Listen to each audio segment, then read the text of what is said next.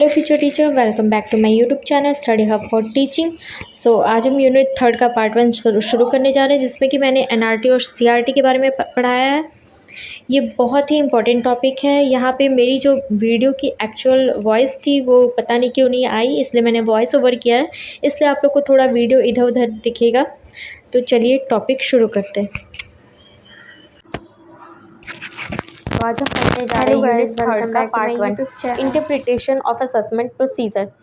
Assessment procedure क्या होता है, किसके थ्रू होता है, असेसमेंट इंडिकेटर्स क्या होता है, इसके बारे में आज हम पढ़ेंगे। Assessment indicators and indicators provide evidence that a certain condition exist on certain results have और हैव नॉट बीन अचीव्ड।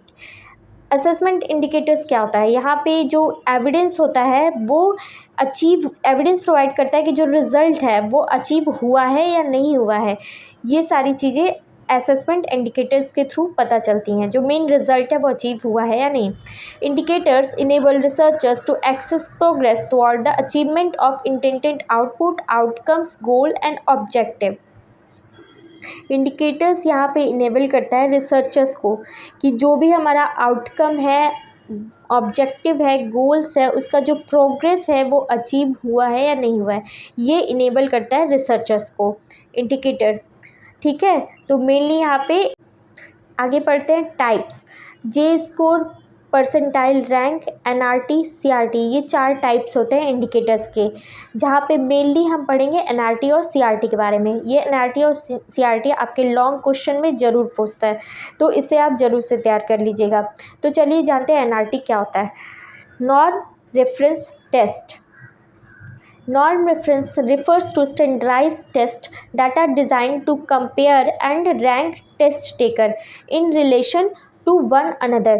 यहाँ पे जो रैंक होता है बच्चों का वो डिसाइड होता है कैसे कंपेयर करके एक स्टूडेंट को दूसरे स्टूडेंट से। यहाँ बहुत सारे स्टूडेंट को एक दूसरे से कंपेयर करके रैंक पता चलती है। एनआरटी इसीलिए यूज़ होता है। जैसे कि आप कट ऑफ निकालते हैं किसी भी एग्ज़ाम का, किसी भी गवर्नमेंट एग्ज़ाम पे कोई सिलेक्शन प्रोसेस होता है, वहाँ पे कट ऑफ निकाल के वहाँ पे पोजीशन और रैंक पता चलती है बच्चों की। फिर मेरिट लिस्ट बनती है, उससे पता चलता है कि कितने बच्चों का सिलेक्शन हुआ है। नॉर्म रेफरेंस्ड स्कोर यहाँ पे जो बताता है वो जनरली सिलेक्शन बताता है बच्चों का। ये मेनली यूज़ होता है जैसे कहीं भी आपको किसी चीज़ में सिलेक्शन लेना हो, तो यहाँ पे पहले से बच्चों को रिजल्ट पता नहीं होता है, फाइनल कट ऑफ निकलने पे ही पता चलता है। Norm referenced score are generally reported as percentage और परसेंटाइल रैंकिंग। यहाँ पे रैंकिंग बच्चों की पता चलती है। Student who score 70% percentile better than 70% student and less और वर्स देन 30% स्टूडेंट। जैसे कि मान लो एग्ज़ाम में आपका परसेंटाइल निकलता है, तो 70% अगर आपका परसेंटाइल है तो आप 70% बच्चों से अच्छे हो और कम हो 30% बच्चों से, लेस देन 30% बच्चों। इसलिए यहाँ पे एनआरटी यूज़ किया जाता है मेनली आपको रैंकिंग करने के लिए, पोजीशन जानने के लिए। यहाँ पे जो होता है पहले से बच्चों को नहीं पता होता है कि हमारा रिज़ल्ट क्या आएगा। रिज़ल्ट हमें बाद में पता चलता है, जब कट ऑफ निकलता है उसके बेसिस पे हमारा रिज़ल्ट पता चलता है। एनआरटी हमें यूज़ होता है इसीलिए। नेक्स्ट हम पढ़ेंगे जैसे फॉर एग्जांपल आप देख लीजिए SET exam, CAT, MAT, TOEFL, IELTS are the best practice of NRT. यहाँ पे इन सब एग्ज़ामों में मेरिट लिस्ट निकलती है, तब पता चलता है कि बच्चे पास हुए या नहीं, उनका सिलेक्शन हुआ है या नहीं। अब नेक्स्ट देखते हैं मेरिट ऑफ एनआरटी। एनआरटी का जो मेरिट है,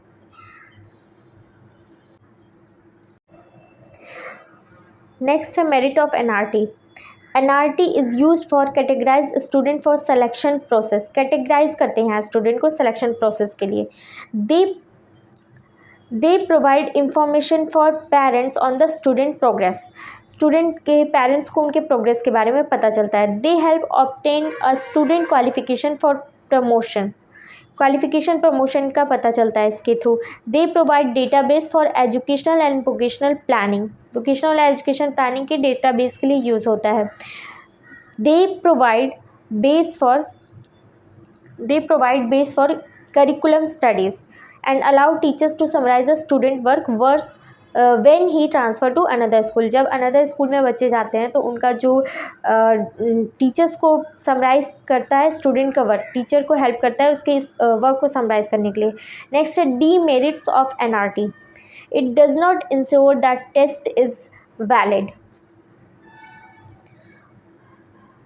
एक्चुअली मैं यहाँ पे मेरा सारा डेटा जो मैंने रिकॉर्ड किया था, मेरा सारा आवाज़ रिकॉर्ड ही नहीं हुआ था, इस वजह से मैं वॉइस ओवर मतलब ऊपर से अलग से वॉइस दे रही हूँ, इसलिए आप लोग को थोड़ा अजीब लग रहा होगा।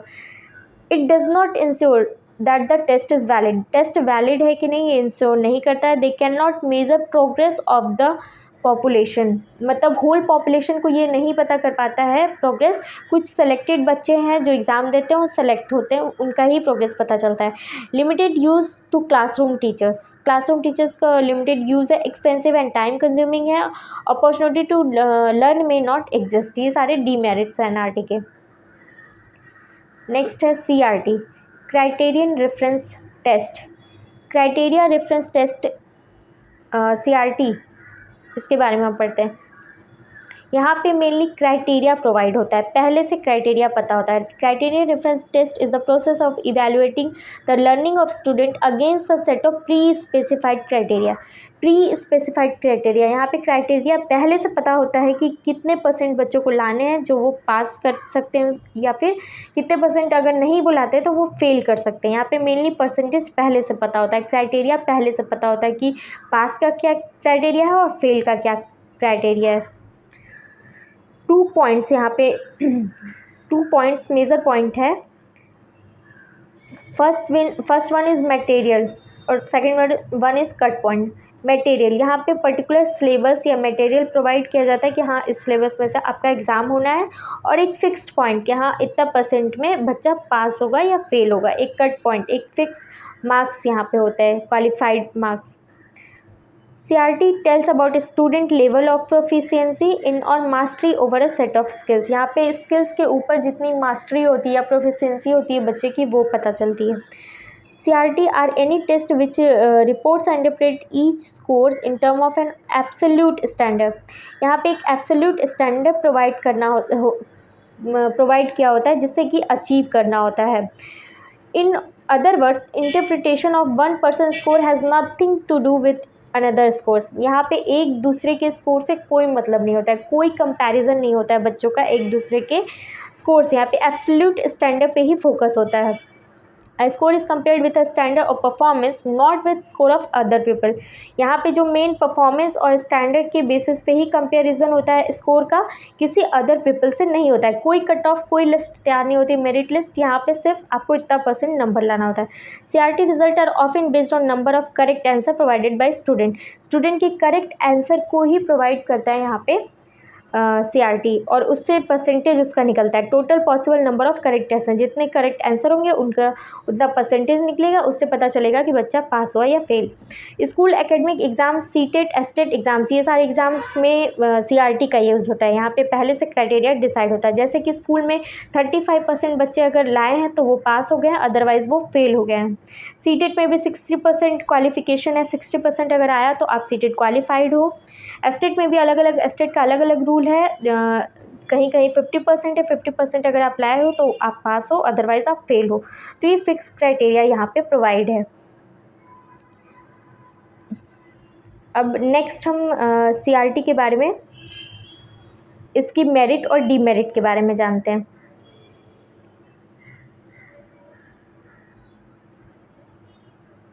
Merit of CRT, the test are usually objective test mainly होते हैं, जैसे कि 4 ऑप्शन में एक चुनना। Test administrator is usually efficient, widely organise होता है।